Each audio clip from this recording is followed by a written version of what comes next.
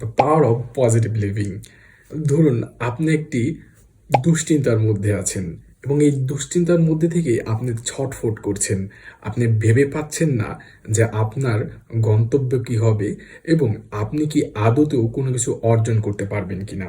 আপনার এই দুশ্চিন্তাটা একটা নেগেটিভ থিঙ্কিং, যেখানে আপনি আপনার জীবনের সবচেয়ে বাধাগ্রস্ত, সবচেয়ে যে বাধাটা সেটা নিয়ে চিন্তা করতে থাকেন।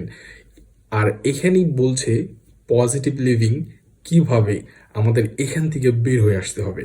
হ্যাঁ, আমরা আমাদের এই দুশ্চিন্তাটাকে ওভারকাম করতে পারি আমাদের পজিটিভ থিঙ্কিংয়ের মাধ্যমে। প্রতিটি সমস্যার পিছনে অবশ্যই একটি বের হওয়ার উপায় আছে, আর সেই বের হওয়ার উপায়টি আপনাকে ঠান্ডা মাথায় চিন্তা করতে হবে এবং পজিটিভলি চিন্তা করতে হবে। কখনোই নিরাশ হবেন না এবং হতাশ হবেন না। যখনই আপনি কোনো না কোনোভাবে কোনো পরিস্থিতিতে নেগেটিভ কোনো চিন্তা আসবে মাথায়, যখন আপনি দুশ্চিন্তা হতাশাগ্রস্ত হয়ে যাবেন, সবসময় মনে করবেন there is a positive door always open. তো আপনি সবসময় সেই পজিটিভ ডোরটি খুঁজে বের করবেন এবং সেইখান থেকে আপনি আপনার জীবন সুন্দরভাবে গোছাতে পারবেন।